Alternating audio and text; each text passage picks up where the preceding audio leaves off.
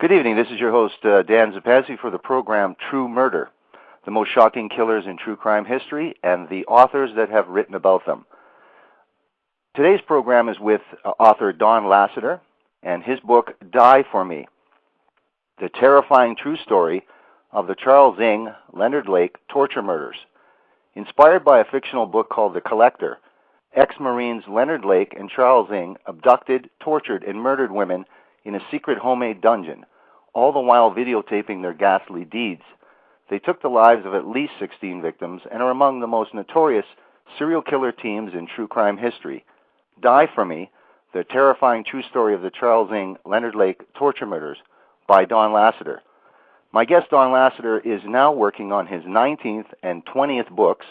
One was about World War II, one about the Kennedy assassination, and one called The Patricia Cornwell Companion. All the rest have been true crime. His first book was published in 1995. Welcome to the program, and thank you for agreeing to this interview, Don Lasseter. Thank you for inviting me, Dan. I've been looking forward to talking about Charles Ng. Yes, very much. This is quite the story, an incredible story. Now, the first question I have to ask you, you've written about many other cases. What specifically made you decide to write about this one? As a general rule, Dan, I prefer not to deal with high-profile cases like this one. I'd much rather select a small, relatively unknown case which has some interesting twist in its plot, and it doesn't have high publicity. But in this case, my publisher gave me a buzz and asked me if I would drop over to the trial, which happened to be a change of venue from Northern California to Orange County, where I live. So that was pretty convenient. I agreed. I went over and sat in the trial for a couple of days and was hooked. Obviously, this was going to be a very, very important true crime story. Now, a British author named John Fowles had written a popular fictional book called The Collector in 1963. It ends up being quite significant to the story. Before we get to the significance, what is the book about, and from whose perspective is the story primarily told? The Collector by John Fowles is about a young man, Frederick Clegg, who is a butterfly collector, and he falls for a very pretty young woman named Miranda. But he realizes that he's just not in her class, and he just has a lot of fantasies about her. Clegg comes into a good sudden fortune, and which allows him to buy a house out in the country, and he gets this brilliant idea to just capture Miranda like he does his butterflies and hold her there until she falls in love with him. The first third of the book is told from his point of view. The second third is from her point of view. And then finally, the last part is his point of view again. He holds her. She does not fall in love with him. He does not have sexual fantasies about her, unlike what we see in the Charles Ng, Leonard Lake case.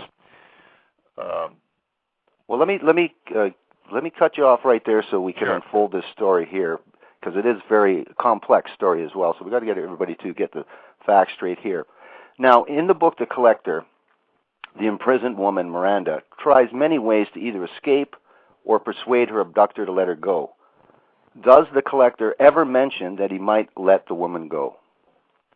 I think in the book he hints at it sometimes, but I think he has no intention to let her go ever. Eventually, she comes to know that she's not in real danger, but she unfortunately dies anyway while under his control, perhaps from pneumonia. We don't know. Okay, now Leonard Lake is one of the killers featured in Die For Me. And what was Leonard Lake like? What was his background? And finally, he was discharged from the Marine Corps because of medical reasons. And in the end, can you tell us what that medical reason was? So give us the background on Leonard Lake. What was he really like, and what was some of his background? Well, Leonard Lake was born, to an ex-Navy man and a young woman in San Francisco. The parents soon split up when the woman decided to try to pursue her husband, ex-husband. She went to a train station with her two babies. She had asked Leonard, who was only 6 at the time, if he'd like to go with her, and he'd said no. But at the train station, he decided he wanted to go and just had a big fit right there on the platform, but he had to stay home with his grandparents. Psychiatrists later suggested that that was the beginning of Leonard Lake's hatred for women. He grew up and he never lived with his parents again, lived with his grandparents, grew up in San Francisco, went to high school, had some peculiar characteristics. One of his cousins later reported that Leonard had a huge collection of mice, and when he got tired of them, he gave some away and killed the rest of them, and the cousin watched Leonard dissolve them in acid. That sort of gave a hint of what kind of a peculiar man he was going to be. Yes, certainly. Now, continuing with his peculiar behavior, maybe you could just continue with his background and also leading up to his stint in the Marines. Correct. He went through high school and then soon after high school, joined the Marines and went to Vietnam. There's some controversies whether he actually saw combat or not. He claimed he did. Later, I think he confessed to one woman that he spent most of the time in a very safe place. But he came back all disillusioned, as many real Vietnam veterans did, and decided he wanted to be a survivalist, preparing for a future Holocaust in which the world would be destroyed. And he decided he would have a bunker equipped with all kinds of supplies so he could survive, and he would like to have a woman in there too. Eventually, he decided that that woman would be his sex slave. And that became a fantasy for him, stemming from his having read The Collector when he was a teenager. But he perverted it somewhat. Fowles' character, protagonist, just wanted the woman to fall in love. Leonard admitted that he wanted the woman just to be a sex object. Now, when we talk about the Leonard Lake doing a stint in Vietnam and Marines, he was discharged for medical reasons, like I had mentioned. What was that medical reason? Let's see, I think it was called impending psychosis or something of that nature. He apparently had some very serious mental problems. Didn't the psychiatrist say that he was a harm to himself or to others? Was that the conclusion they made at the end? That's correct. He probably would be a harm to others. Okay, now Charles Ng is the other killer featured in Die For Me. What was his background, and what type of character was Charles Ng? Charles Ng was born in Hong Kong to a middle-class family. His father had survived the war and worked his way up to become a camera salesman for a major company, had 3 children, and determined absolutely that his kids were going to have a great education. They lived in a high-rise apartment, very crowded, with several relatives living with them. But Charles didn't seem to go along with the idea that education was that important. So his father sometimes had to give him a pretty good spanking. He was later accused of beating him severely, but it didn't seem to change the young man.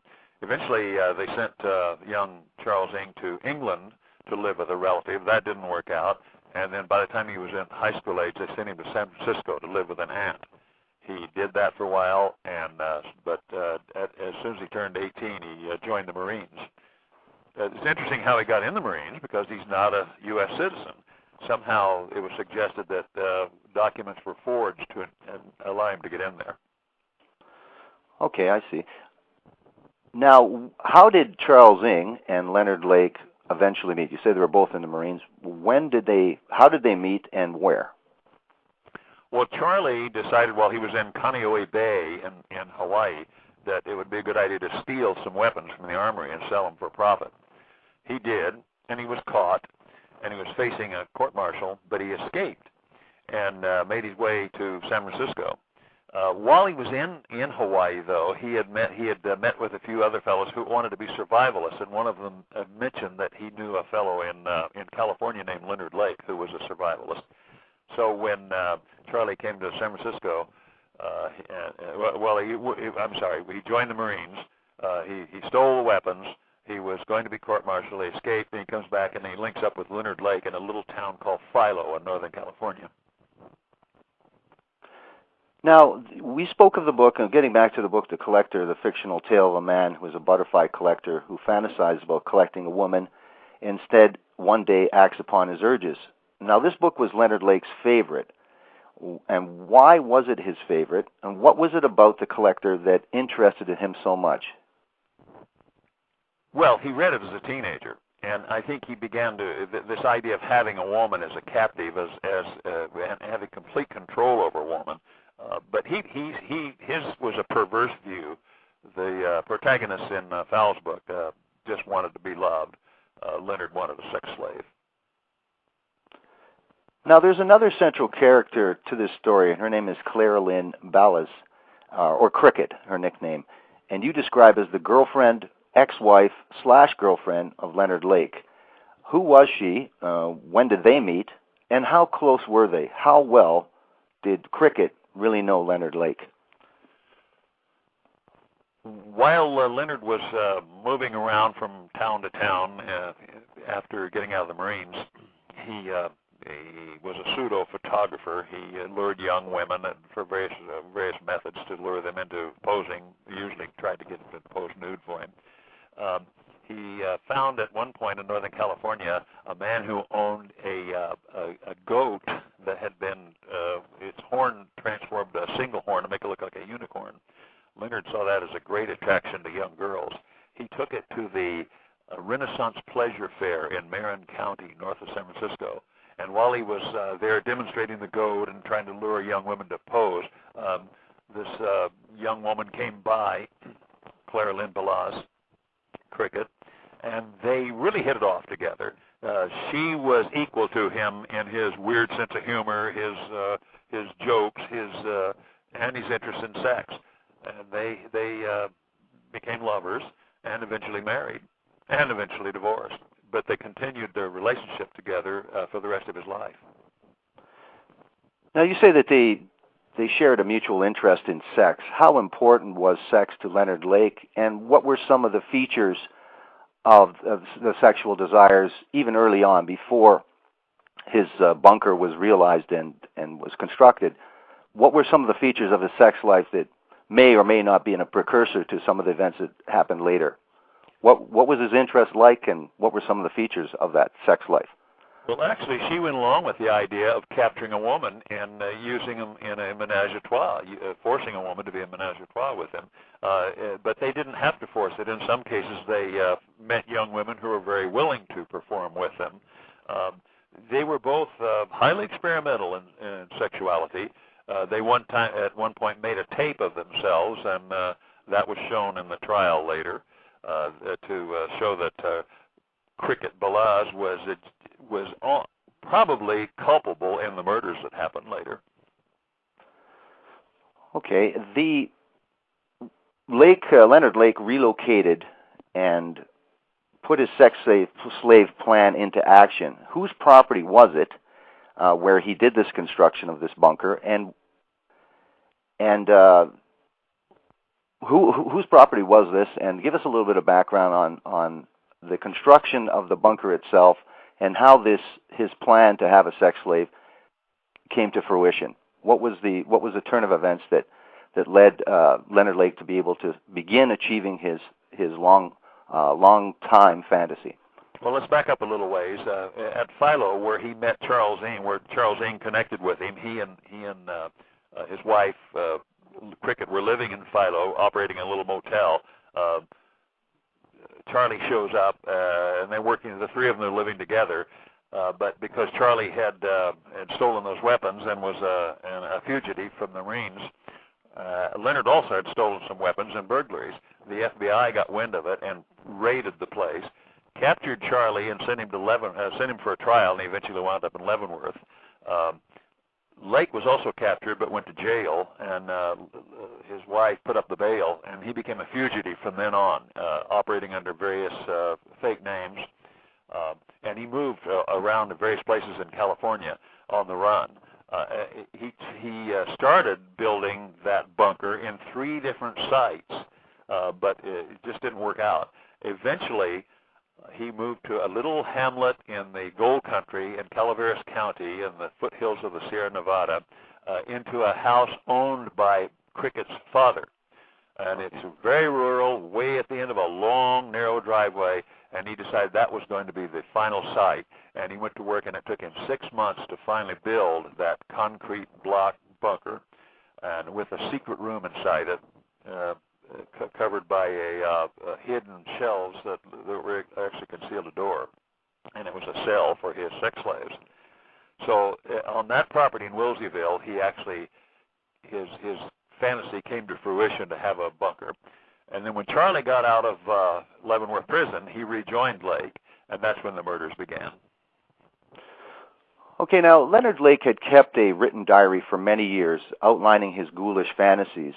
While all the necessary construction was being done on the property in preparation for the secret dungeon, Leonard Lake, in preparation for the secret dungeon, recorded a video diary outlining the progress of the construction, but also stating his philosophy in life.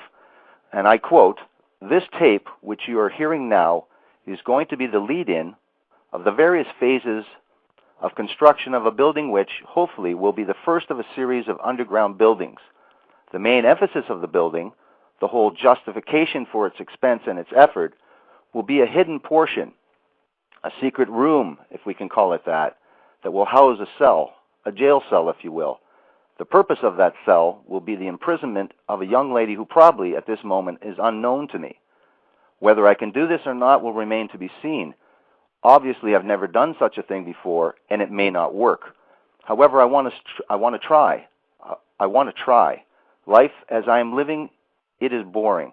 The challenge of this project, the excitement, the thrill of it will be an exciting experience even if it fails. As long as I don't get caught, it's very attractive. It's something that I fantasize daily about. We'll see. I don't think there's much more to say on the subject. This hopefully will be a mystery. I can hardly wait."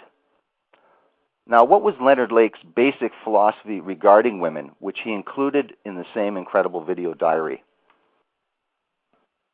Just very simple, Dan, that women should be used at his whim when he wanted them, and should be put back on a shelf or in that little secret cell when he didn't want them. And he had absolutely no value on their lives at all. To him, they were nothing but something to be used. That tape you've just described, he made himself. He sat up on a tripod and sat in a brown chair in the Wilseyville property and taped that in February of 1983. It was later called the Lake Philosophy tape. Incredible. Now, you say that construction took about 6 months, and after that, Charles Ng reunited with Leonard Lake. How long is it before they begin to abduct someone, and how long till they kill? And who is their first victim? Actually, Charlie joined him before the construction was finished, because there are photographs of Charlie Ng helping build that bunker. Right. And it was sometime, not very long after it was finished, but we need to back up again, because Lake's first victim, murder victim, incredibly, was probably his own younger brother. In December 1982, Donald Lake, who was somewhat, I don't know, it's an old-fashioned term, retarded. He had some mental disabilities. And Lake, his whole life, was very denigrating toward his younger brother, who was 6 years younger, and criticized him for collecting Social Security disability payments, saying that he was just a maggot on society. He didn't deserve to live. But one time he shows up in San Francisco, where his brother was living with his relatives, and said, "Oh, I have a great job for Donald up north. He's going to go with me." He left with Lake and was never seen again. But Lake suddenly showed up in various places around the state using the name Donald Lake and collecting the Social Security disability check. That was probably his first murder victim, was his own younger brother. His second murder victim was probably the best man at his wedding, a man named Charles Gunnar, a very heavy-set fellow who had known Lake for many years and had been a friend. But Gunnar was also collecting disability payments. He disappeared in May 1983, and Lake was suddenly using his name everywhere he went. So those murders preceded anything Charles Ng was involved in. Also, while Lake was living in Haight-Ashbury in San Francisco, selling drugs for a living, several other people, a young man named Randy Jacobson, a musician named Maurice Rock, and a young woman named Cheryl O'Carroll, all vanished. Their remains were later found up in the just pieces of their bones were found up in the Wilseyville property. So the first victim that Charles Ng was involved was a family of three: Harvey Dubbs, his wife, and their little infant son, who lived in San Francisco and owned some very exotic, I should say, advanced video equipment. In 1984, everyone didn't have a video camera, but right. He advertised that he had video equipment and would do special filmings for people. Lake shows up with Charlie, and that family of three suddenly vanished. So that was probably the first murder in which Charles Ng was involved. Now, I spoke at the beginning of the program about Leonard Lake and Charles Ng's fantasy of abducting women and keeping them as sex slaves in their dungeon, in their homemade dungeon. But you spoke of Leonard Lake's first victim being his own brother, and then his second victim most likely being his best man at his own wedding. Why were these people murdered in the end when the trial is finished and you've gathered all the information? Why is this part of Leonard Lake's master plan? Why does it fit in with the rest of his plan to abduct and kidnap and kill these people that are not women, but just happen to be people in his circle, people that he's connected with?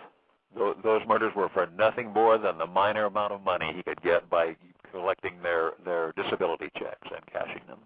That's it, nothing more. Isn't that amazing? It's chilling to think that he was so rejecting of the value of life that he would kill his own brother and his best friend just so they could have their small checks. Yes, his desire for his own needs, his own physical and his own needs and sexual fantasy just seemed to be paramount over anyone else's concern. Now, who are the first women to be held in the cell, tortured and videotaped? Probably a young woman named Kathy Allen. When Ng was in Leavenworth, he was in there with a fellow prisoner, another Marine named Mike Carroll. Mike and Kathy Allen were lovers in the South San Francisco area. Suddenly, one day, Kathy is working at Safeway, and she gets a call where she's working, and someone is saying that Mike needs her very badly over in Lake Tahoe. She is panicky, and she goes out to a car where a bald, bearded man is waiting for her, and that's Leonard Lake under an assumed name. And he takes her to Wilseyville, and she is the first one that is filmed on the so-called M Ladies tape, the M standing for Miranda, and you recognize that name from the Fowles book, The Collector. Right. So he used that as a code name from then on to identify his plan to abduct women, M Ladies. And Kathy Allen is shown on that tape being stripped and abused. Now, part of the torture is the psychological torture that Leonard Lake and Charles Ng enacted on their victim. Just give us a little. We don't want to get into too much graphic detail, but there was a baby involved in this crime, in this story of Kathy Allen and Mike Carroll. Can you tell us a little bit about the type of psychological torture that these two men enacted on their victim regarding this baby? Well, just a slight correction there. The baby belonged to a couple who lived in a house up above the Wilseyville house, Brenda O'Connor and Lonnie Bond. Okay, I'm sorry. And they happened to be the next victims. And on that same M Ladies tape, we see a segment of Brenda O'Connor also being tortured. And she's asking, "Where's my baby?" And they're making these terrible comments about the baby's asleep forever, or the baby's been given away to a couple in Fresno. And she is just desperate. The poor woman is just begging, "Oh, please, you can't take my baby." and they're just taunting her terribly while they're also forcing her to strip and being abused. So the only two women who were actually videotaped in this whole series of murders were Kathy Allen and Brenda O'Connor. Okay. Now, how many more victims do they fall under Leonard Lake and Charles Ng after Brenda O'Connor and Kathy Allen and Charles Gunner and Donald Lake? How many victims are we up at now after the videotapes of those two women? At that point, how many people have been murdered by this pair? You know, Dan, no one knows for sure how many victims there were. There were bits of burned bones found on that property that represented anywhere from 15 to perhaps 25. Some people have even guessed up to 40 victims. Eventually, the trial involved charges for murdering 12. So after Kathy Allen and Brenda O'Connor and Brenda O'Connor's mate, Lonnie Bond, and that baby that we just mentioned, Lonnie Bond Jr., and there was another man named Scott Stapley from Southern California. So there were 12 murders in the eventual charges against Ng because Lake was no longer around by that time. Okay, let's talk about that. What happened at a lumber yard that led to Leonard Lake's arrest, and what happened to Charles Ng that same day? Leonard was still working on finishing up some of his bunker building, and he and Charlie Ng went to South San Francisco to a lumber yard and hardware store to buy some things. While Leonard is shopping around for the things he knows he needs, Charlie decides it'd be a good idea to steal a vise of all things, a 30-pound vise. He picks up, tries to conceal in his shirt, and walks out, but he's spotted, and the police are called. By the time they arrive, Charlie has put the vise in the trunk of a stolen car they're using from another victim, and Charlie makes a run for it. Leonard comes out to talk to the police and offers to pay, but no. They look in the car and they find some stolen weapons. They also find documents that suggest that Leonard Lake is not who he says he is. He identifies himself as Lonnie Bond, as we know now, one of the victims.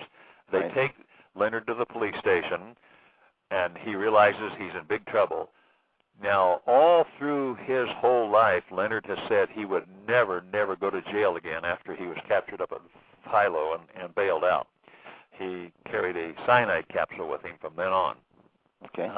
While he's in the South San Francisco lockup, he begins to confess, tells us that, yes, he's been involved in crimes, and he names Charles Ng as his accomplice, and he asks for a glass of water and a piece of paper to write a note. He writes a note to his family, pops the cyanide capsule out, probably in his collar of his shirt, drinks it, and collapses. He lasts 6 days after that in a hospital on life support and dies. Now, what did police find when they searched Lake's bunker?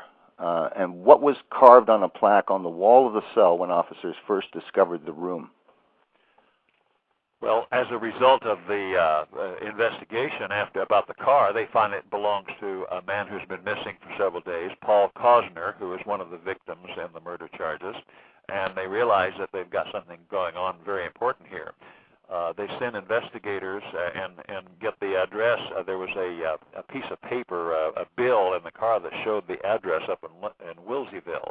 So San Francisco Missing Persons police go up to look at the cabin, and they begin looking around more and more, and they realize they've found something really interesting here. They can't go in the bunker without a search warrant, right? So they contact Cricket Balazs, and she agrees to meet them up there, but she's not very cooperative. Matter of fact, she goes into the house and seizes a calendar and tears some pages out of it that may implicate her in this thing. Right. the police immediately get a search warrant, and they go into that bunker, and they find the secret door and the cell, and I don't think there's anything engraved on I don't remember any engraving, but they did find a typed piece of paper with rules on it. Would you like to know what those rules say? Sure, certainly. Sure. Hang on just a sec. I need to pick up some. Oh, here it is. Okay. These are the rules posted in the bunker for the women in there. 1, I must always be ready to service my master. I must be clean, brushed, and made up with my cell neat. 2, I must never speak unless spoken to, unless in bed. I must never look my master in the eye, but I must keep my eyes downcast. 3, I must never show my disrespect, either verbally or silent. I must never cross my arms or legs in front of my body, or clench my fists, and unless eating, must always keep my lips parted. 4, I must be obedient completely, and in all things I must obey immediately and without question or comment. 5, I must always be quiet when locked in my cell. 6, I must remember and obey any additional rules told to me.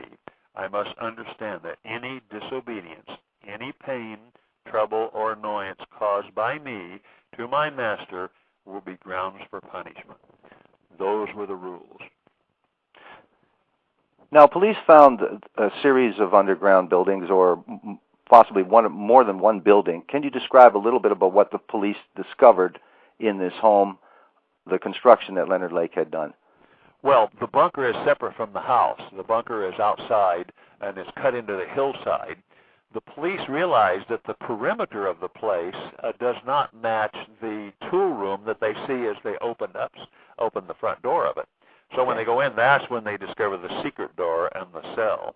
And there's a tiny cell in there with a bunk bed in it and a bucket for the use of as a toilet and a roll of toilet paper and the rules, and that's it.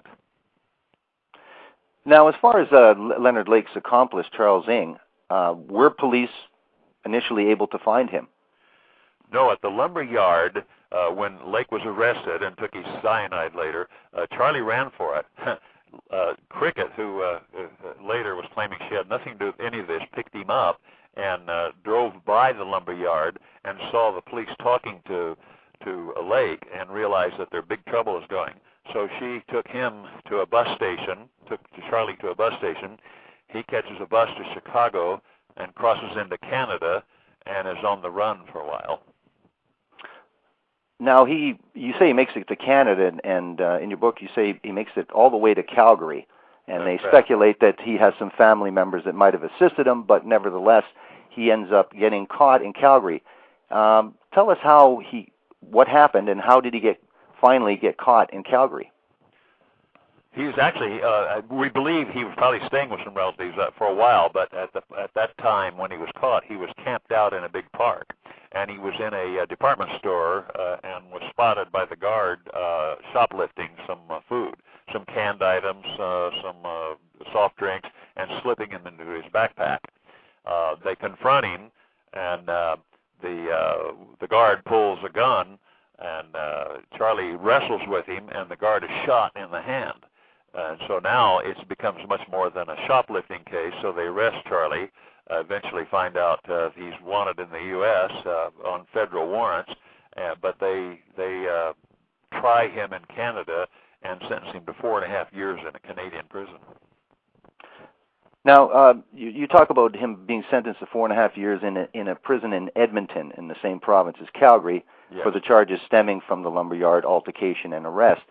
And now, he was placed in isolation, or we call protective custody, while in Edmonton, where he met a fellow inmate who was housed in the adjacent cell named Maurice Laberge. They struck up a friendship, conversing while outside for their hour exercise and writing notes to each other. What did Ng tell Laberge, if anything, regarding the murders? He told him just about everything, and he illustrated them too.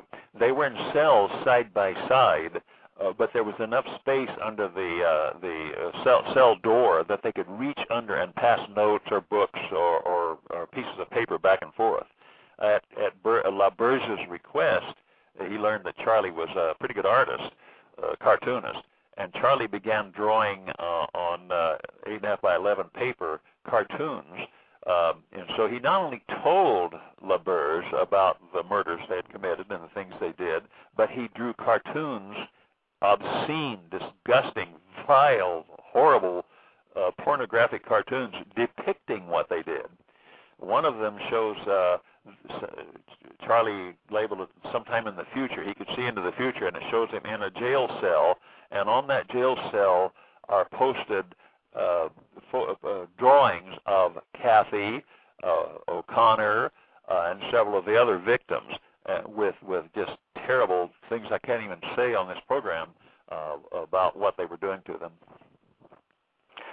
Now, this LaBerge had encouraged Charles Ng to draw or recognize his talent, and there was a series of cartoons, 150 in total, if I'm not incorrect, and he had told him details about the murder. Did LaBerge also write down the details of their conversations as well pertaining to the murders?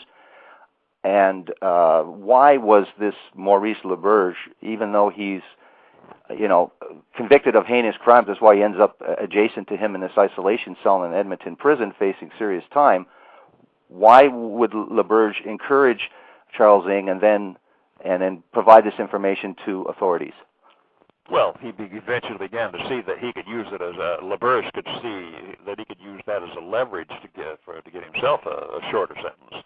And so he began talking to authorities. He also professed a disgust for what Ng was saying, that at first he thought he was just another guy, a cellmate, but he turned out to be such a monster that LaBerge felt conscience-stricken to tell what he knew about him.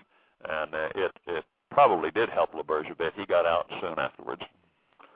Now, how long was this correspondence between these two people? Well, I think it was a good portion of the 4.5 years that Ng served in that prison. Well, okay, now the Canadian justice officials refused to extradite Charles Ng because he would likely be sentenced to a death penalty once extradited back to the U.S. Now, can you tell us a little bit about, how the story resonated in the U.S. concerning this refusal to extradite a convicted and very, very serious, high-profile murderer?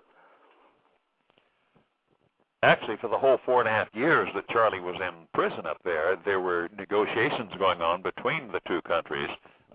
The U.S. saying, we want this man back to pay the penalty to come to justice for those incredible crimes that were committed here in Calaveras County.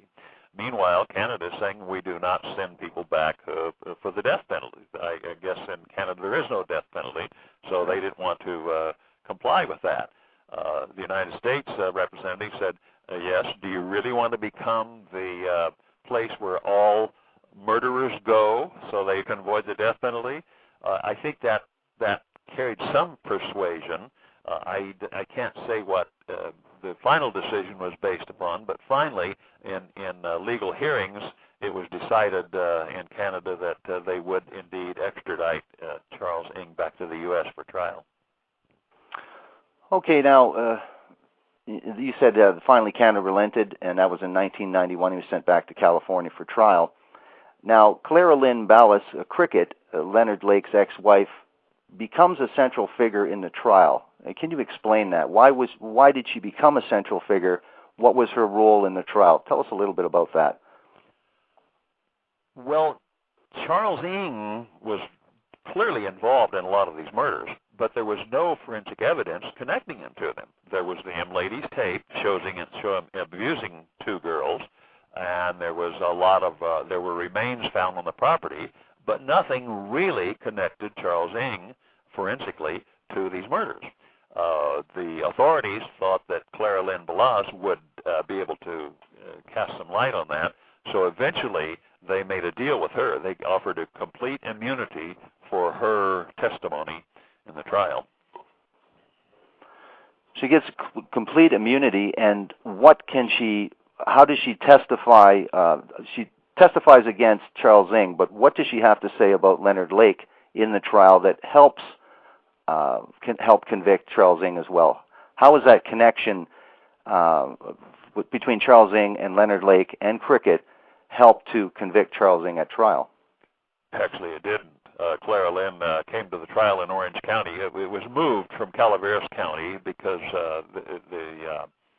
there were so few people in that small county up in the foothills of the Sierra Nevada that it was decided he couldn't get a fair trial there. They would all automatically believe he was guilty. So it was moved to Orange County down here in Southern California. Clara Lynn was given immunity. She showed up, and I was sitting in the courthouse that day and watching, and they called her up to the stand. They said, "What is your name?" She said it. "Thank you, that's all, no more questions," and they excused her. It's inexplicable. I have no idea what they were thinking. I have no idea why they offered her immunity in the first place. She should have been tried, I believe, but they got nothing from her. The evidence presented against Charles Ng mostly was those cartoons and a lot of other circumstantial things that eventually led the jury to a verdict. Now, you talked about that her deal for immunity, in your opinion, was wrong, and that she should have been charged. Definitely, she had something to do with these crimes, and very willing participant. Now, was there some outrage when the public found out about this deal? Was there anything resonating in the media from the public talking about? Was there anything to the story itself that people thought it was unfair that this person was receiving immunity despite her involvement in these crimes? Well, we have to be very careful about this. I'm not saying that she is guilty of anything. She may or may not be. A lot of people suspected she did, and I suspected it, but we don't know that. We can only go by what was presented in trial and in the newspaper accounts. So we don't know whether Clara Lynn Balazs really was involved in murders or any actual crimes. But it turns out that she said nothing, did nothing to actually help convict Charles Ng. And it was controversial, no doubt about it. So there was outrage from the public concerning this? Well, I don't know. The newspapers had to be very careful, too, in what they were saying. So I don't know how much the public knew about Clara Lynn Balazs. I tried tried to be cautious in my book about indicting her for anything that she may not be guilty of. Certainly. Now, how high profile was this trial and this case, and how prominent was it as it appeared in the media at that time? How big a story was this? Well, it's a huge story, and I have to admit my publisher was right and convinced me to do it, because this book is now in its 13th printing and has been a bestseller for nearly 10 years and has resulted in my appearing on 4 television documentaries and a couple of live talk shows, and it has legs. People are interested in this thing because it's so mind-boggling, it's so staggering what these two people were convinced themselves was the right thing to do, to kill people for their own greedy, disgusting perversions. Now, at the trial, it really struck me as probably being the most horrific, or one of the most horrific moments is the recalling of the actual video itself and the playing of the video at the trial, where you featured Kathy Allen and Brenda O'Connor on videotape. Now, how did the courtroom attendees, including the family, react to that videotape being played at the trial? It was very, very sad. And believe me, they used that video over and over and over in the 9 months. I'll bet I saw it 50 times. Wow. They just, and that was so weighed heavily against Charles Ng, and many of the family members of those victims were at the trial. Kathy Allen's sister was there, and she was crying, and Robin Scott Stapley's mother and father, who had followed the trial. They'd gone to Canada and listened to hearings up there. They'd gone to the hearings in Calaveras County. They virtually exhausted their fortune to follow this all the way through. So did Paul Cosner, whose car was stolen, and that's the one that was found at the lumberyard. Paul Cosner sister, Sharon Solito, followed this trial all the way through from Canada to Calaveras County to Orange County. And they were so absolutely determined to see justice done. But I sat with these family members, and I got to know most of them pretty well. And I could just feel their pain. It is so sad. Cliff Peranto was a co-worker of Charles Ng that was one of the murder victims. And Cliff's half-brother was there, and he told me these long tales of what a good boy Cliff was. They had been, several of the siblings had been put out to foster homes, and some of them were pretty mistreated. And Cliff, being the oldest sibling, would escape from his to go tend to his siblings and help them out all he could. It was just heartbreaking to feel the pain that these people were going through all through that 9 months of trial. Now, were cameras allowed at the trial itself? There was no television coverage of it. Still cameras were allowed by news reporters, but no television. No television. Okay, now I understand the trial ended up, and this was surprising, ended up being the most expensive trial in American history, even more than the O.J. Simpson trial. What made this case so expensive? Well, two key reasons, Dan. One was the very length of it, 9 months. It's a long trial. Right. And two is Charles Ng. Here's a guy who, with a high school education and raised in Hong Kong, and we have a million or more people in prison in the United States, and there are many of them who regard themselves as jailhouse lawyers. But believe me, Charles Ng was a master. He learned the law, and it was said that he did it while he was in Leavenworth and in the Canadian prison. He spent just as much time, and he had a lot of time on his hands studying law. And he learned that you could. There were so many ways to set up appeals. He learned that if you fire your lawyers, it's called a Marsden motion here in California, and he learned how to use that. And he fired lawyers. He had 6 judges replaced over the period of time, and he had his defense attorneys 3 or 4 sets of them changed. He was just an absolute master of manipulating our system here. And each time he would successfully lodge one of these appeals or objections, it would take time and expense. So he was a very costly fellow to convict here in California. Now, you talked about him delaying the trial and studying law so that he would be more prepared. Now, given that, how effective was he and his defense at the trial? And maybe you can tell us a little bit about the missing bullets and the eyewitness testimony that was not able to be used at the trial, and what that effect was. What was that effect in the terms of the trial at Charles Ng? Well, I'm a little puzzled by the missing bullets. I'm not sure that there were no forensic evidence at all that tied him to any bullets or smoking gun or fingerprints or anything else. His attorneys tried to just say that Lake was the mastermind in this, and Charlie was nothing but a gullible bystander who just went along with it, but did not participate in the murders. That was the defense his lawyers used. But they made a terrible blunder, in my opinion, late in the trial. Charlie testified in the trial, and that's unusual too. The great majority of time, murder defendants do not testify because it subjects them to cross-examination, which can get them in a lot of trouble. But Charlie testified, and while he was testifying, the assistant defense attorney brought up the cartoons. The prosecution hadn't brought them up. And the judge even told this attorney, said, "Why are you bringing these up?" Well, because I want to bring it up myself before the prosecution does. But the prosecution hasn't done it.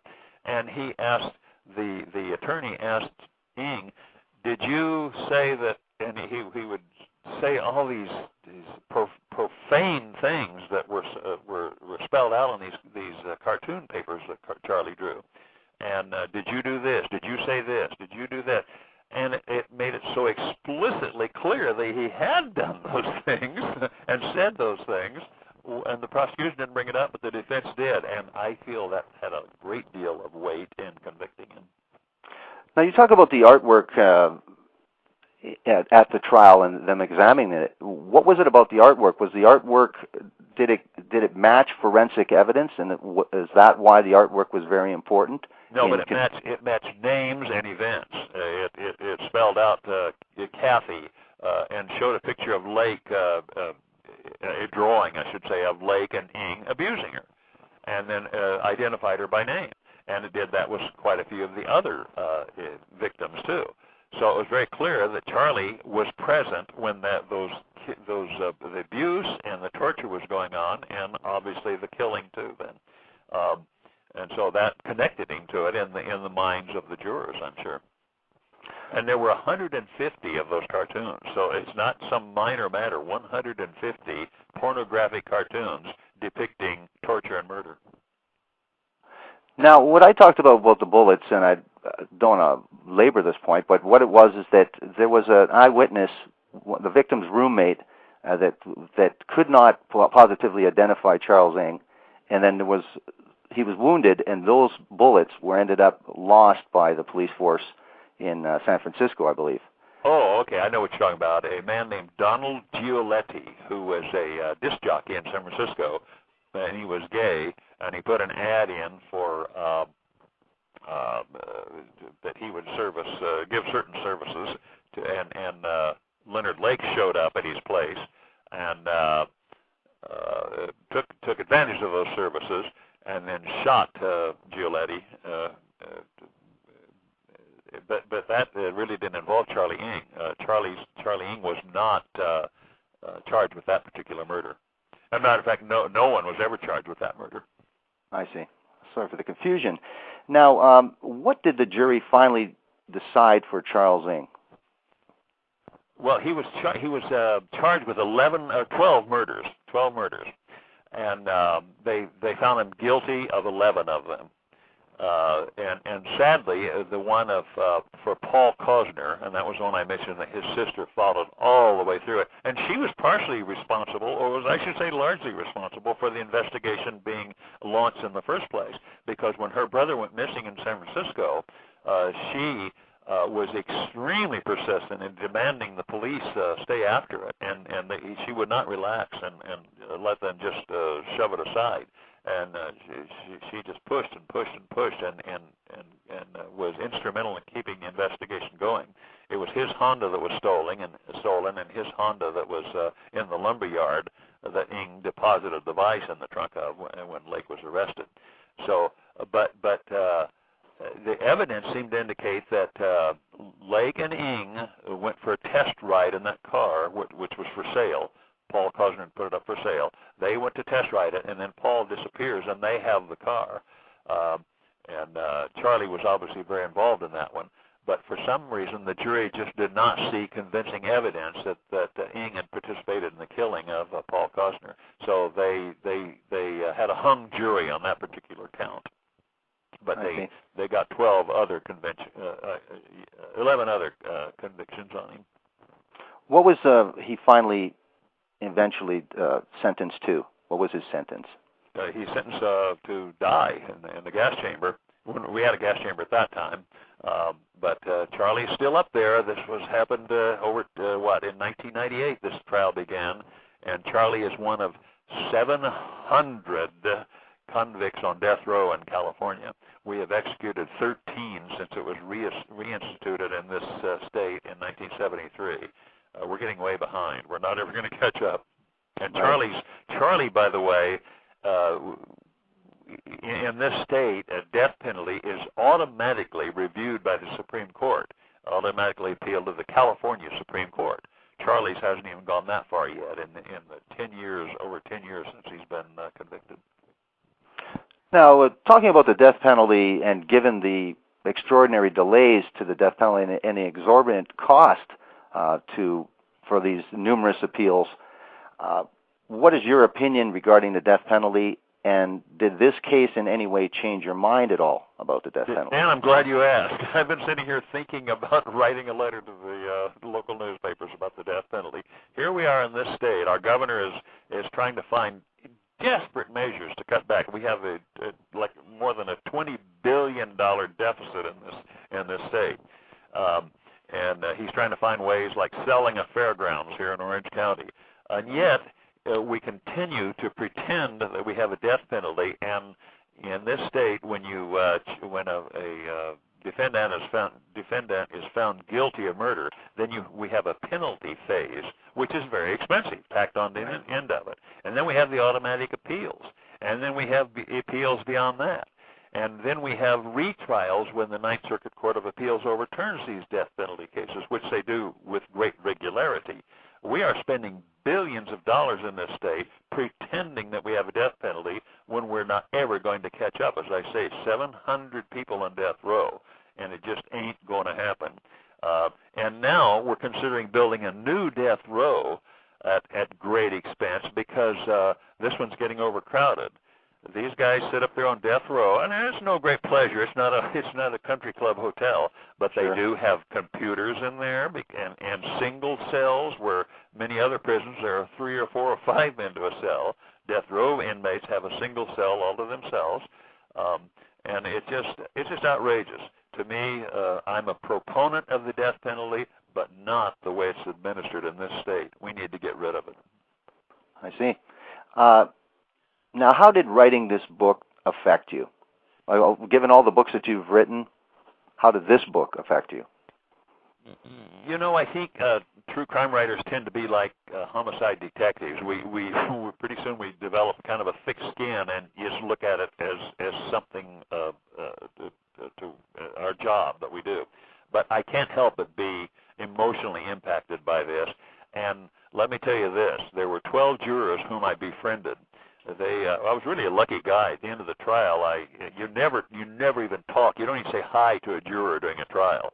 But afterwards, then I approached 1 or 2 of them out in front of the courthouse and asked if they would be considered an interview. And I guess my approach worked because I got a call the next day, and all 12 of them were willing to give me an exclusive interview. And I became friends with them. I went to their reunions for a while. Now, how it affected me is one thing. How it affected them is another. Several of them had to go through post-traumatic stress syndrome treatment after spending 9 months watching the horrors of that trial. Certainly. Yeah, it's an incredible story and an incredible impact on everyone. I want to thank you very much, Don, for a very informative program, and thank you for agreeing to come on the program at all. And I just wanted to tell people, if you have a website, do you have a website at all, website address? You know, I've never developed a website, but they could reach me on my email address, which is easily found anytime, and I'd be glad to respond to any of that. I get letters in the U.S. mail and on my email quite frequently, and I love to respond to my readers. So thanks for that offer, and thank you so much for allowing me to go on your program. I've enjoyed it. Well, thank you very much. I've really enjoyed it, and have a good night. Thank you, Dan. Good night. Thank you, Don. You've just listened to Don Lasseter, and he's the author of Die For Me, the terrifying true story of the Charles Ng Leonard Lake torture murders. That's on Pinnacle Books. It's by Don Lasseter, Lasseter. You've been listening to the program True Murder, the most shocking killers in true crime history, and the authors that have written about them. I will talk to you next time.